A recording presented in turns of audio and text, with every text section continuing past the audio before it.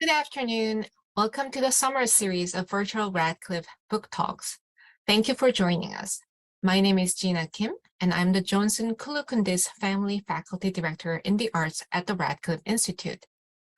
Today's event features Vivi Ganeshananthan, also known as Sugi, talking about her brilliant new book, Brotherless Night. Before introducing today's speakers, I would like to take a moment to acknowledge the members of the Radcliffe Institute Leadership Society and our annual donors who are watching this afternoon. Your generosity keeps Radcliffe programming free and open to the public, and we thank you. For today's program, we also greatly acknowledge the Steiner Dean's Leadership Fund for Academic Ventures, which is supporting the event. Today's featured guest is Vivi Ganeshananthan, also known as Sugi. She is the author of the newly released novel, Brotherless Night, and the acclaimed 2008 novel, Love Marriage, which was long listed for the Women's Prize and named one of the best books of the year by the Washington Post.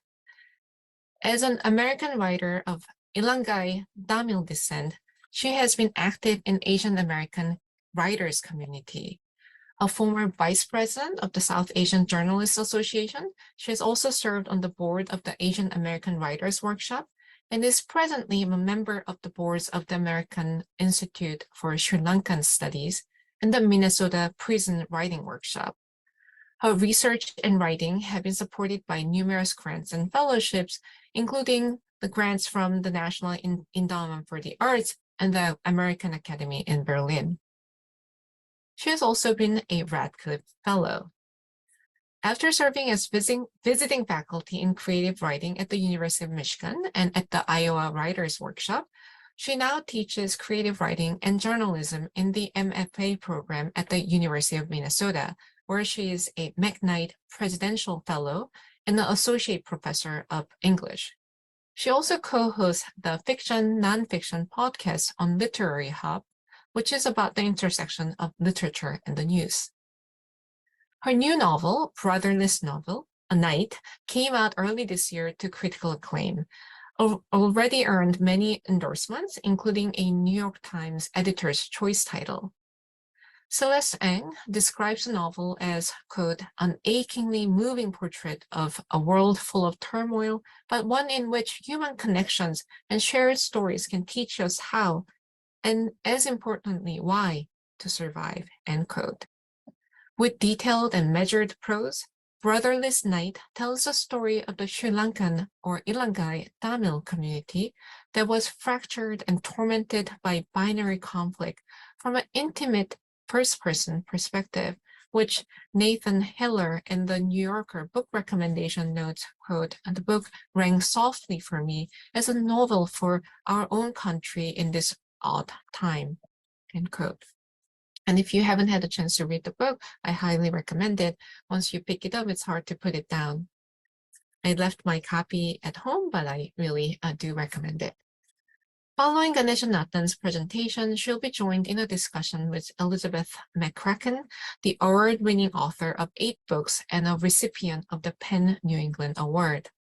Her most recent novel, The Hero of This Book, a novel came out in 2022, actually October 22, and was named a top 10 best book of the year by Time. She holds a James McKinnor Chair of Fiction at the University of Texas at Austin, and she also teaches creative writing in the MFA program at Bennington College. She has received numerous prestigious grants and fellowships, including the grants from the Guggenheim Foundation, the National Endowment for the Arts, and the American Academy in Berlin. McCracken was also a Radcliffe Fellow. Finally, a few words about the audience participation.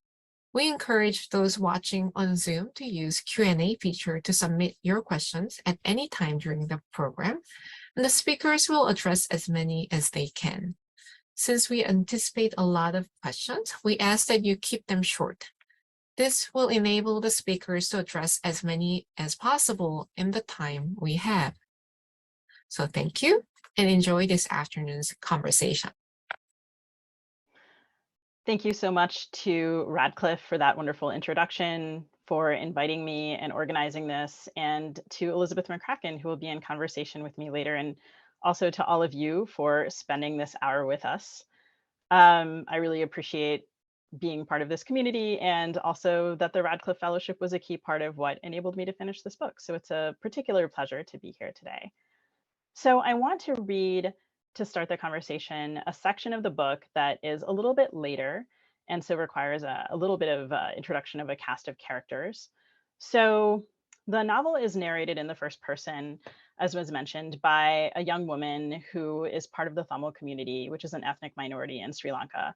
And the book covers about the first decade of the Sri Lankan Civil War and is set primarily in Jaffna, which is a major city of the northern province. And our narrator wants to be a doctor. And at the point that this scene appears in the book, she is in medical school.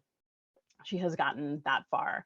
And she is trying to have an intellectual life outside of medical school, which has been a struggle for her. She's overscheduled, overcommitted. She is not only a student in medical school, but is also working at a field clinic, which is run by the Tamil militant group, the Tamil Tigers. And she's participating in that, kind of despite her mixed feelings. And two of her brothers are in the Tigers. So she's headed to a book club meeting, which will feature Anjali, who is her professor and also her friend, Chelvi, who is another friend at the university, Tharani, who is another friend at the university, whose brother is in a Tamil militant group that is not the Tigers and that is at odds with them, and a young woman named Bhavani, who is their friend but is not part of the university student community. She works at a nearby snack shop. And they are joined at this book club meeting by Josie. Josie is what is called Sashi's body partner at the University Medical School. This basically means they do dissections and take exams in tandem. And although they are together in the classroom all the time, they're not exactly on the same page. Josie is extremely quiet, and her sweetheart is an influential member of the Tigers. So that's the point at which we enter the scene. And if it needs any more explanation, I will interject as I go along. All right. The Women's Study Circle missed its first meeting. After that, we rescheduled again and again. It seems rather typical that we can't book the time, Anjali said ruefully. We shouldn't shove our own priorities to the back. At last, we reserved a room and put our discussion on the calendar for late July, practically the end of the term. It would be a party of sorts, Anjali suggested. Everyone who had attended the first meeting swore to come again. Chelvi, who had my copy of Feminism and Nationalism, promised to bring it. You had better, I joked. I'll need it. Did you see all my angry margin notes? When the day came, I entered the room eager for our discussion and stopped in dismay. There in the ring of chairs was an unwelcome guest, Josie. Of course, the conversation was on university grounds and technically should have been open to anyone. But how had she, with her Tiger sweetheart, come to know about it? I had taken care not to mention it widely, and the others had also been discreet, I thought. How could we have a frank discussion unless it was with people we trusted? No matter how it had happened, she was here, and we could not ask her to leave. That would be too much of a scene. I looked at Anjali in alarm, but her back was to me as she set out biscuits in a corner. She and I had never discussed Josie, but I was sure she knew my body partner's affiliations. Chelvi and Tharani came up to me, smiling too brightly. And as they greeted me, Chelvi pressed my book into my hands. Taking it, I put my school bag down next to the chair with Anjali's things. When I sat and opened the book, I found a note. Question mark, question mark, question mark. What do we do? All caps. I folded it up and tucked it away. We could censor ourselves, or we could talk as we had planned. I had no idea which was the better route. Sashi, were you going to begin? Anjali asked, taking her seat. Perhaps we should do introductions, I said pointedly. And just then, Bhavani showed up at the door, out of breath. Bhavani, Tharani exclaimed. Excellent. I was afraid we were only having biscuits. Bhavani laid out the armful of parcels she was carrying. Then she smiled at Josie, her usual friendly smile, and I realized she didn't know who the new person was. I don't think we've met, she said cheerfully. I'm Bhavani. This is Josie, Shelby said. She's at the medical faculty with Sashi. Sashi and I were paired for anatomy this year, Josie said. I hope you will all forgive my intruding. I heard there was a feminist group meeting and I was excited to come. I'm afraid I haven't even got the book. That's all right, Anjali said. I know Sashi has read and reread this one, so we can start with her questions, and if we move to more general conversations, that's fine. I had spent every exam in a room with Josie and Anjali. Then, as now, I realized I had prepared. I opened to the pages about India and Sri Lanka. If we were now about to cross a conversational minefield, well, all I could do was to keep an eye out for where I wanted to arrive and what on the way there might be dangerous. I was interested in how Jayawardena wrote about Gandhi, I said. Oh, I've always admired Gandhi, Josie said. It seems like that kind of support, satyagraha, nonviolence, is one thing women can do for the struggle. None of us asked which struggle she meant. It seemed that not having read the book was not going to prevent her from participating. I grew up idolizing him because my father did, I said, but I didn't know the nuances of some of his views. Jayawardena's critiques of Gandhi seem very persuasive. I hate the idea that women are better suited for nonviolent action because they're better at withstanding suffering. I don't want to suffer. Why should that be my role? I had opened a door. Now it was up to someone else to walk through. Yes, Anjali said. And better at suffering for what? Under whose direction do women suffer? And what is the right way to suffer? I really appreciated the inclusion of Subramania Bharathi's critiques of how conservative Tamil society oppresses women. Isn't that happening even here? What kind of struggle expects women to support a cause but does not address our concerns? This was rather more direct than I had expected. I wish Sri Lanka had had a leader like Nehru around its independence, Bhavani said. What if our independence had been different, rather than both that and women's rights coming so gradually? We have the vote, and we can study, as the book says, but, and here she opened it to quote, the processes of education for women also contributed to the socializing of women into roles that were only superficially different from those of traditional society. Sri Lanka is thus an interesting example of a society in which women were not subjected to harsh and overt forms of oppression, and therefore did not develop a movement for women's emancipation that went beyond the existing social parameters. It is precisely this background that has enabled Sri Lanka to produce a woman prime minister, as well as many women in the professions, but without disturbing the general patterns of subordination. As I listened to Bhavani read, I realized that this idea of gradual improvement was how I had heard my parents, who considered themselves progressive, speak about caste when my younger brother brought it up. Yes, it's very unfortunate, as though such a system had simply happened naturally. Things have to develop, it takes time, you can't expect change overnight, they have to educate themselves, we are sympathetic, but this was, I suddenly understood, a very patient, middle-class way to talk about change. The general patterns of subordination, Bhavani repeated, dragging out each word. That's very accurate. I also appreciated what she said about how the gradual approach is a limitation. So many things are in the hands of bourgeois women, and where does that get anyone? She looked around. Present company excluded, she said. We don't deserve to be excluded, probably, Tharani said around a mouthful of lunch parcel. If you only work to improve things within the existing framework, then you can't question the existing framework. That seems obvious enough. That's why the movement is so important, Josie said. It questions the existing framework. At the mention of the tigers, Tharani filled her mouth with rice and stopped talking. She had become even more cautious since her brother had joined a rival Tamil militant group. Does it? Shalvi asked. The movement does expect women to support the cause in all the proper ways. But as Jayawardena writes, isn't that within the existing patriarchal structures? Anjali said. I remembered the meals we had cooked at the Tigers' demand. The Tigers promised to liberate women, to lift us up, Josie said. What about the women's wing? I had heard of this. The Tigers had started a section for women in 1983, but I did not know anyone involved in it and had never treated any women fighters as patients. I did know that, like other tigers, the women cotters wore cyanide capsules around their necks in case of capture. This was not my idea of liberation, but I was not sure that in this room I should say so. The women's wing is very interesting, Anjali said. But what is the role of dissent for feminism? Can an organization that does not allow dissent be a feminist organization? And there it was.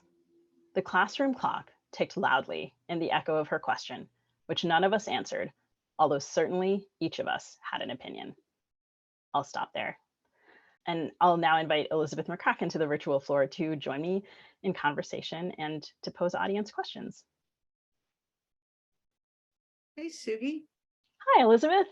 How are you? I'm good. How are you? I'm really good. I'm so happy to be here. It was a wonderful reading.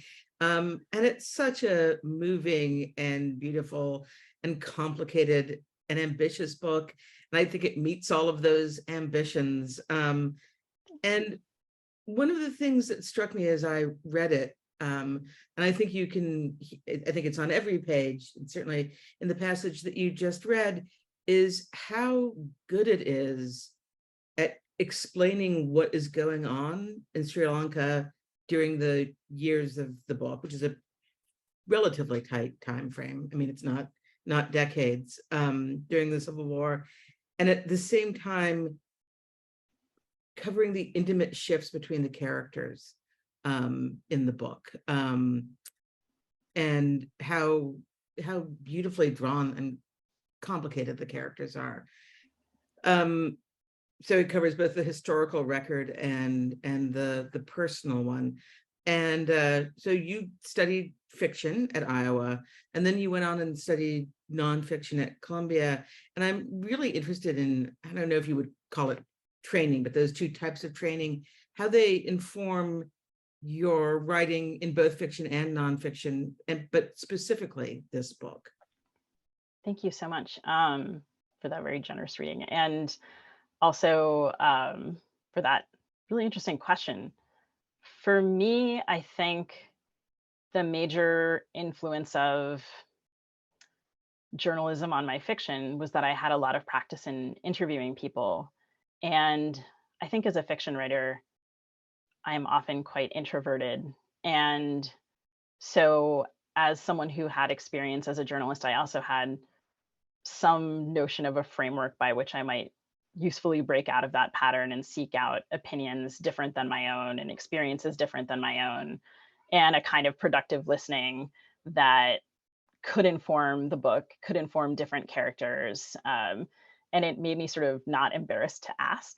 I think in a way when sometimes it's hard to admit not knowing about something sometimes, and especially if you're trying to write a book about it, which is to demonstrate a certain kind of expertise or mastery or familiarity, even just with the characters. And so, but I also appreciate that you framed the question not as how does your journalism impact your fiction, but just sort of what the intersection of those two things is. And of course, being surrounded by fiction writers at Iowa, and then also after that, I think I was constantly encouraged by mentors and peers to take license with what I knew and to enter the space of the research and invent. So, and that was something that I felt philosophically that I could also insist on, and it was kind of with the support of that community that does pretty firmly land on the side of you should write about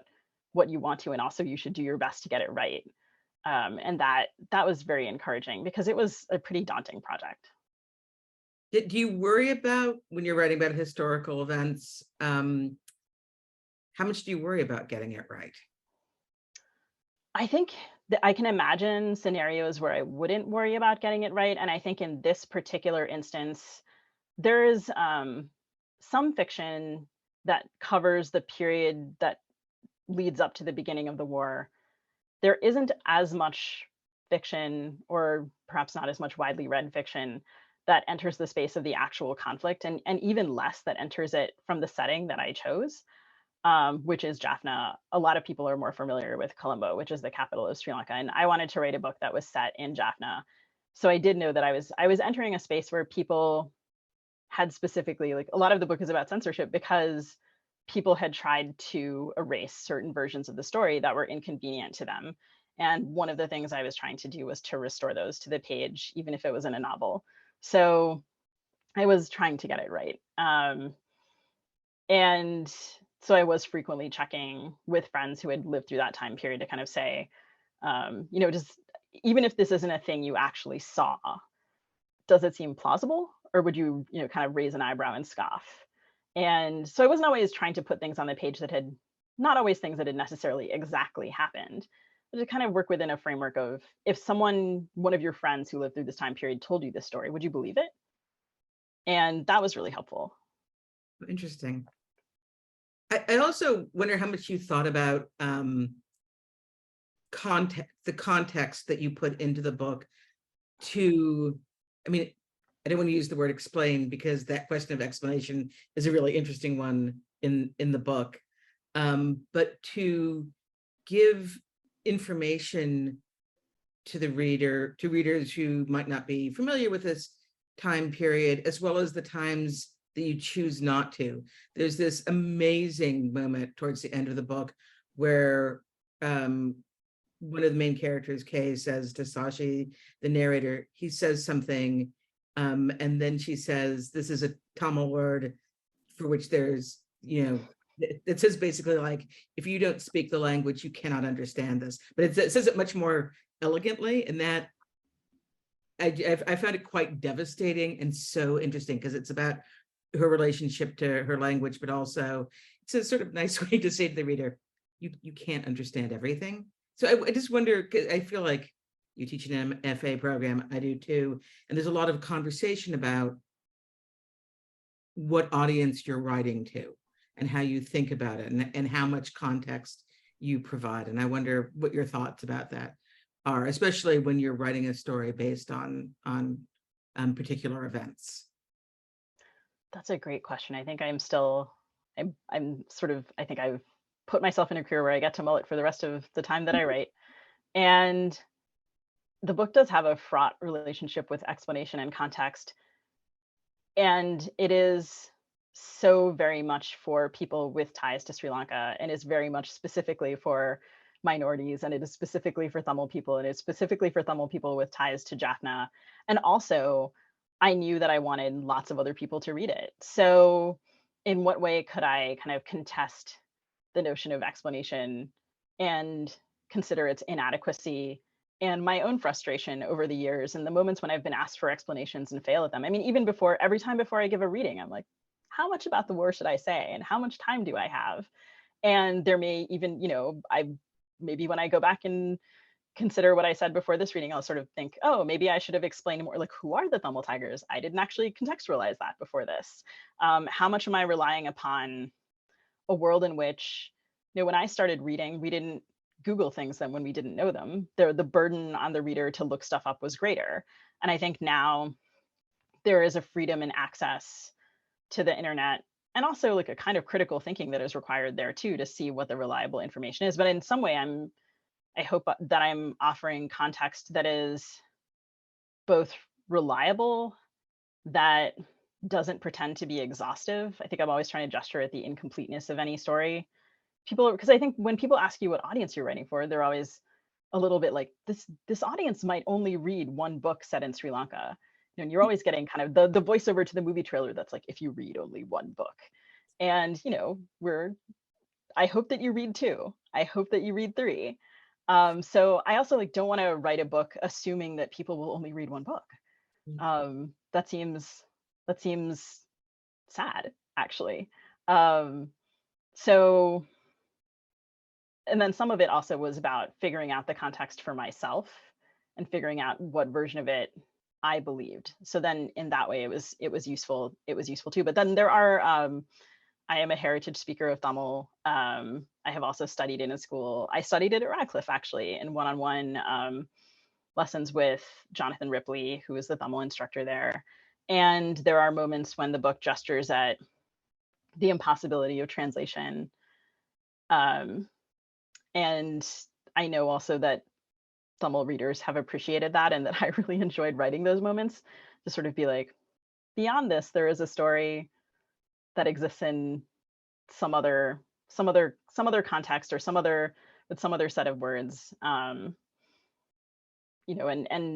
there is an expertise that lies beyond this, and this book is not going to try to give it to you, because that's not its goal. But we want to acknowledge that it exists. I love that.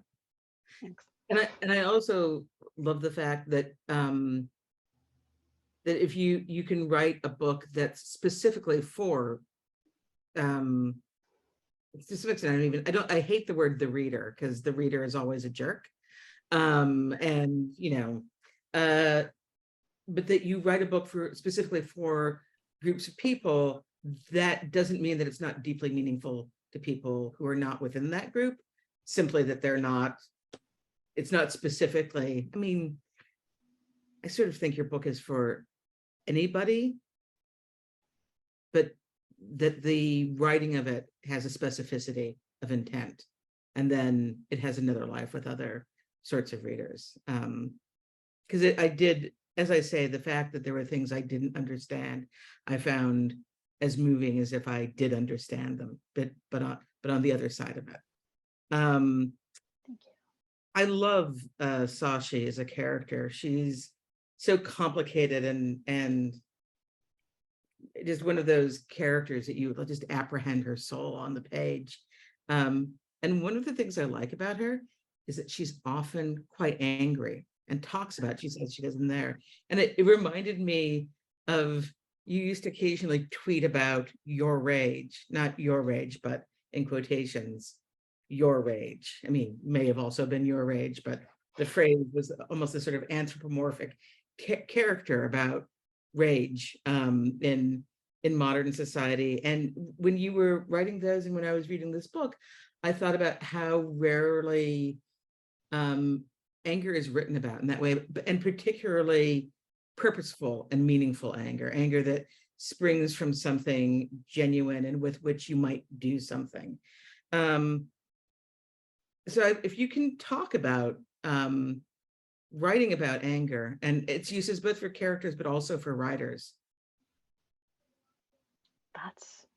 I like the end of that question.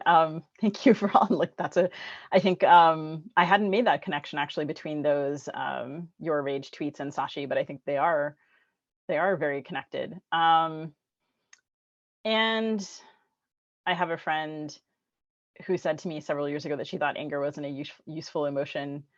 And I took that and let it wander around my head a little bit, and thought about all of the things that anger had taken from me, which certainly was, it was some things. It takes a lot of energy to be that mad. And then also I think, at least in terms of things that I felt strongly about, how do you finish a book if you don't feel strongly about it? And certainly one of the things that I felt looking at the material itself was anger. And particularly when I spoke to women who had gone through that time period, in addition to grief, I often heard anger. And so that was something that I wanted to put on the page. And it seems like for Sashi and for her friends, the anger changes, which was, I think, what kept it interesting. Some of it was about being trapped in a place that, not with no choices, but with an array of unacceptable choices, and being unable to say certain things, as in that reading group, where actually she's infuriated. She's infuriated that this other woman is present and has altered this conversation that she hoped would be a place of refuge for she and her friends who hold political views that they're trying to explore. They're trying to be unsure. They're trying to think through ideas. They want to feel safe. And suddenly this other person who makes them feel really scared is there. So I found, thinking about all of the different reasons and reactions she had to being angry, and also the difficulty she had in articulating that is how she felt. Because you're right, she's often angry. She very rarely says, "and I was enraged," or anything like that. because really we're sort of conditioned to, I don't know, to endure. But then you can hear in that little thing she says, why should I suffer? You think I'm good at suffering? I didn't sign up for that. And so I think that you can hear some of her underlying ethos come out in this academic discussion. And actually, it's a lot of how she feels maybe about her own life and about this trapped space that she's in, the claustrophobia of that. So it's about anger, but I think maybe also an unwillingness to express it. And I do think that anger gave me an attentiveness that I might not have had otherwise. Yeah, it's so interesting to me because I do think there's a lot of fiction about grief, which is a useful thing to write about, but it does not seem separable to me from anger, except for in the fictional world. I think it often is that the two are separated out. I'd love to hear you talk about just sort of your journey to writing the book and the forms that it's taken over the time that you've been writing it. Sure. Years, but then I thought that might be rude. But as somebody who's also spent years working on books, I think it's fine. Like over the years that it's taken you to write the book. Yeah. I mean, so for our viewers and listeners who might not know this context, Elizabeth was my teacher at the University of Iowa. And in my first fall there in particular, I was in a novel workshop that was very influential to how I thought about novel writing. And my classmates and I from that class have often quoted things that you said to keep ourselves going. And some of the things that you said, I wish I had listened to more carefully. One was that I should try to finish a book while I remained one person. And I think that, or rather before I turned into a different person. And in this case, because I worked on the book from January 2004, more or less, to July of 22, when I kind of put dotted the last I in the acknowledgements, that's about 18 years. And I was at least 5 different people. So that made it really hard at different points to make the book feel coherent. And then also, but I think early on, I was able to kind of hold on to, in 2004, I was taking the book into a class that Ethan Kanan was teaching on the novella, and had sort of written very, very hastily a very long short story to get into his novella class. And so I wrote a certain bit of historical research that does appear in Brotherless Night. And I wrote that story in reverse chronological order. And then just other members of the class were really encouraging. And so was Ethan. And I think that, there's a lot of questions about what is the purpose of workshop, et cetera, et cetera. And I think both the joy of it on the giving and receiving end for me has often just been to cheer, to be cheered and to cheer for other people. And I think that I was able to continue the project because Ethan was sort of like, oh my gosh, keep going. And my classmates were like, oh my gosh, keep going. And I felt like, really? I didn't muck this up? That's very exciting. Of course, I continued later on to muck it up in different ways, which was part of why it took so long. But the book has in it, it begins in 2009, which is the year that the Sri Lankan Civil War ended, and Sashi, as an older woman, is recalling her teenage years. So it has this heavy retrospection. And there was a period of time when there was a long chunk of the story in New York. And then it sort of just seemed like it was, all of the characters were like a little bit guests from Sex and the City or something horrible like that, like where they just didn't belong in this book at all. They were very snappy. They were actually, Sex and the City is wrong. They were like Rosalind Russell or something in His Girl Friday. They were just very, very quippy and fast and full of a certain kind of humor, which didn't exactly fit here. So I had to come to terms with the fact that I just had to cut all of that out, and that was okay, and that all of the people who were really excited that I was writing about New York would be fine. They would learn to read about Sri Lanka instead. So that was a very hard thing. And then obviously, if I started writing the book in 2004 and I finished in 2022, the war ended in 2009. So that really reshaped the book in a way too that was hard to contend with, and that took a lot of figuring out. So I was very slow. I was very, very slow. And I also know that I think that there were kind of a lot of people, sometimes maybe including me, who thought I wouldn't finish. And then there were a couple of people who really thought I would, one of whom was Sam Chang, who is the director of the Iowa Writers Workshop, who always kind of would also cheer for me and who never expressed any doubt that I would finish, which I found to be enormously heartening. Yeah, well, I mean, as I say, the book is beautiful. And when you said I said you should finish it before you become different people, I was like, what a jerky thing to say. I think you were right.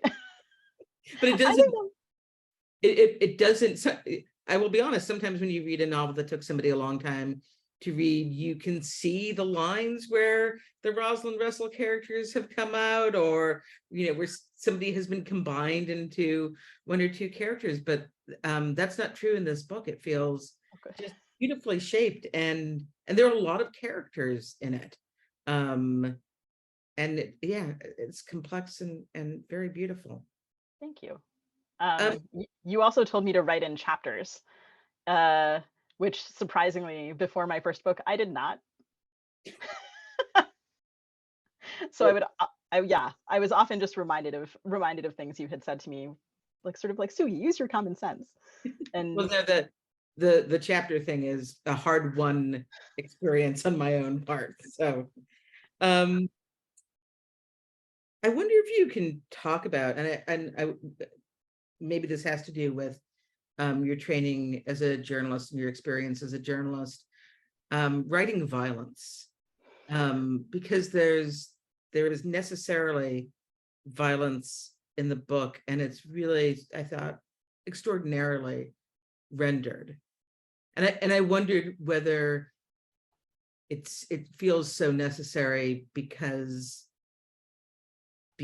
of you understanding the necessity of describing such things through journalism as opposed to fiction, because sometimes violence in fiction can read sort of like, oh, here's this ballet about violence, as opposed to meaningful action within the book, as visitors. that's a great question. I think another thing that I had learned kind of in conversation with you and some of my classmates was to remember that my characters had bodies.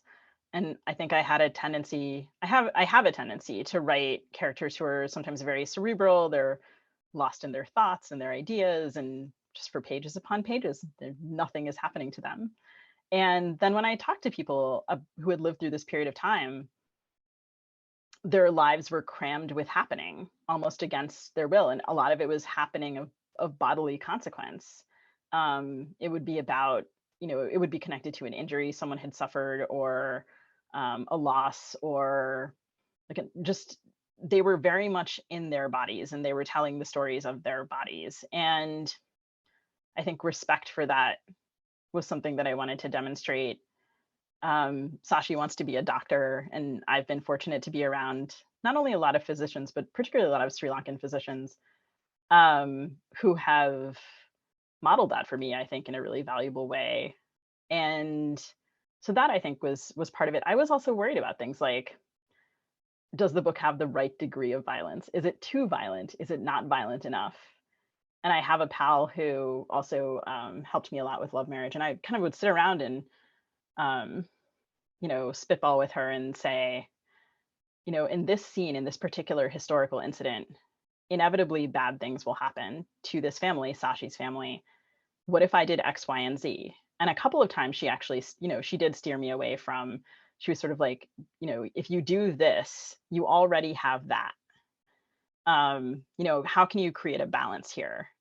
And, or how can you kind of, you don't always need to make it you don't have to make it the most extreme portrayal, because readers will also readers will fill things in. There are also moments where characters are telling stories and they're unable to continue, which is also an accurate representation of the way that I heard people talk about some of these things. So I learned a lot of ways that I inferred violence as a viewer and as a reader, and then I think I was able to put those on the page. And then I think also I wanted the impact of the violence. I co-host a podcast with the novelist Whitney Terrell, and he read a draft for me, and there was a violent incident early in the book, and he was like, Sugi, no one later ever talks about this. It's like a discrete thing that just happens on its own island. And I sort of thought, of course he's right. The violence, and also all of it just has to carry through. The impact of it is not short. So if there are these cerebral moments, the violence is going to end up being part of that, part of the thing that they're worried and anxious about. And so I think it also had to carry into the moments when they're just having dinner. Well, it occurs to me that one of the interesting things about having medicine at the heart of it is that you're really talking about injury, not sort of, again, not about abstracted people doing terrible things to each other, but that it is always just really bodily based. And it starts with, it's an amazing beginning, sort of the origin story at the start of it, which is about injury and how people take care of each other after an injury, and somehow putting that at the beginning, and that event echoes to the entire book. But it also seems like it casts a certain light on the bodies and the injuries that follow. That makes sense. I think I also had a hard time figuring out what order the book should be in. And it was often out of order. I would tell things in a nonlinear way. And then I had a friend who asked me had I considered telling the story in order, and she said it so kindly, like it shouldn't have been the most obvious thing. And I thought, oh, I'm attempting to avoid dealing with consequence. I'm attempting to avoid dealing with cause and effect. I actually didn't want to deal with the violence, I think was also one of the reasons that it took me so long. So, and then, but yes, I think that medicine provided a way to deal with that. And it presents clear questions, like both practical questions and also ethical questions that were interesting to mess around with. I'm going to ask you a few questions from the audience Q&A. And there's somebody who is a fan of the Rage tweets. What's your relation to social media? And do you know where you'll take your rage next, both in terms of social media, but also just sort of creatively? I'm not sure. You and I have both been on Twitter, now known as X, for a long time. And yeah, I don't know. Are you still on there? Oh, only kind of. The X really did it for me somehow. That was somehow the last straw. Yeah, I used to find that I really would seek Twitter out to explore ideas, to see jokes, to see images in conversation with text, to see just like sort of the ephemera and detritus of the internet, which I loved Twitter at one point, and now I feel like I avoid it. I signed up for Blue Sky and have posted nothing on it. Even though in some ways it seems like it theoretically could be similar, it doesn't have that same energy for me yet. So actually I feel myself moving away from social media a little bit. I also have a motor disability, which I used to be on social media a lot. And now sometimes I feel like my hands, which are injured, have only so much in them. And so I'm not going to spend it on social media, even though I sometimes really miss it. I don't know that I'll ever totally be off of it, particularly because it's a way of being in contact with people in Sri Lanka, with members of Sri Lankan diasporas in different countries. I'm always going to be, I think, on Facebook Messenger because people I know there use it. Maybe will always be on X just as a lurker and reader to see those people. But I feel more and more that I am happy to move away from my screen. So that's been an interesting, and not a shift I predicted. I am also interested in and wary of the ways that anger is shaping the current political context, particularly on the far right and particularly on social media. And it's not totally obvious to me that like a version of Your Rage that I wrote today would find the same traction, or that it should. So I don't know. I'm gonna miss you, and I have always had a great kind of bit of chat on Twitter, and your account was one of my favorite ones to follow. So I miss the community. Anticipatory grief, I suppose. Yeah. I know that you're very you're interested in jokes and humor, and there's nothing like Twitter for that. I found the constraints to be helpful, and sometimes I would noodle around with an idea on Twitter and then discover that it was an essay or a poem, and I don't feel that happening now.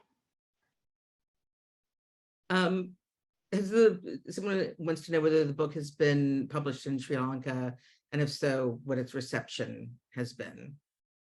Sure. The book is out in Sri Lanka now. I can't say that I know exactly when. So the UK publication date was at the end of June. And so it definitely was in Sri Lanka by then, because former Commonwealth countries, I think, were broadly part of that. So, folks have sent pictures of it to me that in Sri Lanka, people are reading it, and I've gotten some notes. I think it's still maybe a little bit early to see what the reaction is. Books are a nice slow burn. But by and large, I've gotten really gratifying feedback from people who are, I think, maybe a little surprised that it's possible to render this period of history accurately, and are pleased to see it rendered accurately. And some particularly gratifying notes from doctors, actually, which is very cool. Yeah, that's lovely. Yeah, it's nice. Because it took you a long time to write it, or maybe this is just a general question, how did you know when it was finished? How did I know when it was finished? Some of it was that it was kind of taken away from me. And certainly, I don't know if do you have this experience that you pick up your book that you already wrote and you look at a section and you think, I would write that sentence differently, actually. I would like that back, just that moment. I'm sure that the copy desk won't have any problems with that. Especially if you read a passage aloud, you often want another hack at it. So I did really have to have it taken away from me. And then I think also there was a season of incredible protest in Sri Lanka in 2022. And in some way, that was an emotional moment, even from afar, that made me think like it was sort of the right time to be done with it and to think about other things. So yeah, those are some of the things. But how do you know when you're done? I don't know. I was because your students must ask you, how do you know when something is finished? I feel like it's a common question, and it's a puzzling one. I think it's different with every project also. With Love Marriage, it was really sort of when I was sick of it. And I'm not actually sick of this book in the same way that I was with that one, where I was like, I can't look at it any longer. People are people ask me questions where I'm like, oh, this is an interesting way to think about this particular problem. I think I'm not done with all of the questions I have about this period of time. So maybe I'll return to it. Who knows? But yeah, it does seem to me like it's different for every project, and because obsession is required to finish the book, but also that obsession sometimes, at least for me, makes it so someone's got to wave their hand in front of my face and be like, let it go, move away. Yeah, me too. So there's a question about Du Bois on how academic training often estranges oneself from one's family and community. Does Du Bois on the Perils of Progress inform your ideas? That's interesting. Not consciously, but that question makes me want to go back and read Du Bois. So I'm very grateful for that notion. And I do think sometimes people talk about Sri Lanka, and in particular Jaffna, as though it's cut off from the world, as though it's cut off from intellectual conversation, or kind of, oh, that war-torn place, so isolated. And actually like that sort of conversation, like I'm sure people in this time period were reading and thinking about Du Bois, and reading and thinking about, certainly I know, all sorts of kind of social protest around the world. Some of the people who were activists in Jaffna then had gone overseas, or were reading, trying to seek out that kind of material in Sri Lanka. And it was definitely part of the conversation. And I think it easily could have been part of the conversation on the page in this book. But yeah, not consciously. That's really fascinating. Yeah. I have another question, which maybe has a question. It's sort of baldly about to whom the book is addressed. You have these sections of second person address throughout the book that are they're just gorgeous and sort of galvanizing when suddenly Sashi is addressing somebody. I read it as she's addressing the reader and says, and she's sort of explaining something, and this isn't all the second person addresses, and she is trying to explain something, and then she says, well, maybe you know what this is like, but maybe you don't. And I wonder when in the process those second person addresses came into the narrative, and how do you think about them? I was looking at some early notes, actually fairly late in the revision process. I found some notes you had made on some of the first pages of this that I had turned in when I was a student. And one of the second person sections was in there. So I think it really was from the very beginning, which is funny because I think of it as something, maybe its development is tied to, in part, right, the kind of questions that you get asked if you are a writer from a minoritized community about audience, about explanation, about context, how do you know you got it right, like kind of, et cetera, et cetera. And both my understanding essentially of those questions and the place where they come from, and also my frustration. And so on some level, right, you asked about anger. Sometimes those sections are really angry. And sometimes they're a little bit of a promise of things to come, like stick with me, and I assure you that I will, dismantle your assumption. And then sometimes I think, you often hear about representation in terms of which characters on the page come from which communities. But I always feel like that question, who did you write this book for? It's often, not always, but often coming from someone who wants to feel that the book was written for them. And so I was, I guess, trying to use the second person to interrogate not only a notion about who the narrator was and audience assumptions about the narrator, but also the narrator's assumptions about the audience, because I could think of moments when I had been in an audience and something about the way a line was delivered or the way a paragraph read did not acknowledge my existence, and that I found that to be frustrating. So just the possibility of her also just being wrong. I mean, hearing you talk about it, I think often in fiction, anger and maybe grief too are seen as momentary emotions that are supposed to dissipate. They're things that characters feel in scene, but that's not how they act in the real world. That there are things that you carry with you, and their plot and movement. That's it's the thing that pushes her forward.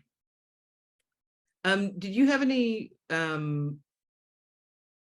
We sort of talked about this before you and I went on about at Iowa. There, I think, for a long time has been the advice from some people saying you shouldn't write about politics. That fiction should not be political. And I wonder how you think about the writing of politics and its uses and necessities. I guess I never bought that. I do have a very vivid memory of someone in class saying something to me along the lines of "you and your agenda," and which I sometimes just remember and shake an imaginary fist at. I think that all writing is political because it's located in history and place and person, and all of those things are necessarily politicized.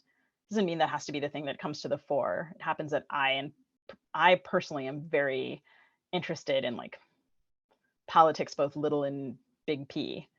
And that doesn't have to be everyone's interest, right? I think it's also important that the people who are from minoritized communities and want to write about them in a totally different way that isn't necessarily obsessed with their history should have that freedom. And also, I should be able to do this. So I don't know. I guess I would challenge the person who says fiction isn't political to think about how they read. I was just reading about Lydia Kiesling's new novel, Mobility, which I'm very excited to read and haven't yet. And she said something at an event along the lines of,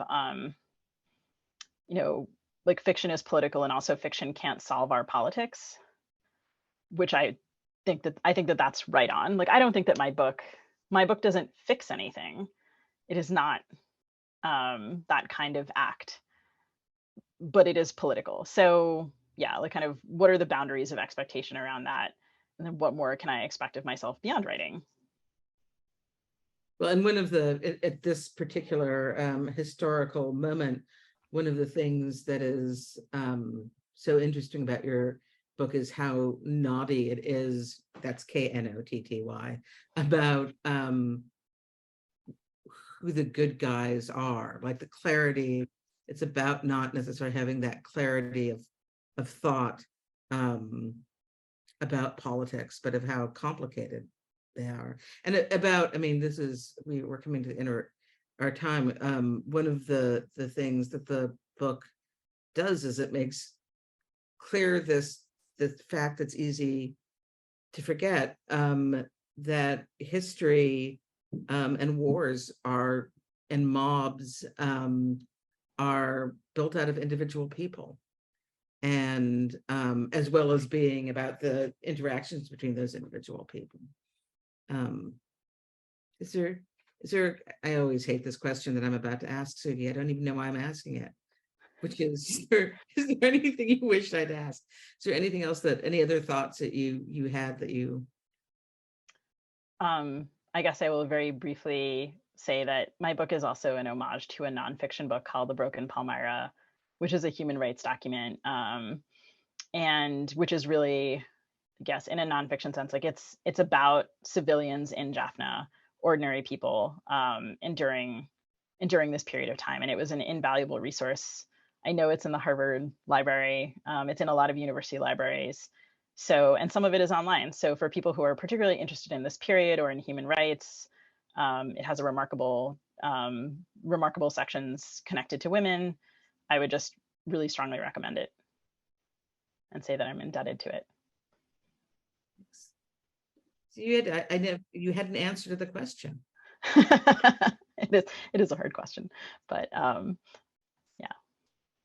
Well, it's been such a joy to talk to you, Sugi. Thank you so much for doing this, and also for your wonderful questions, to the audience for its wonderful questions. It's a special treat to, yeah, you saw this book at its naughty, gnarly beginning, and to be in conversation with you after its publication is just really special. I appreciate it a lot.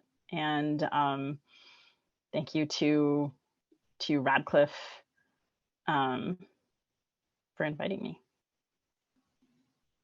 I'd like to thank Radcliffe too for inviting me and for everything. And I have the close of show.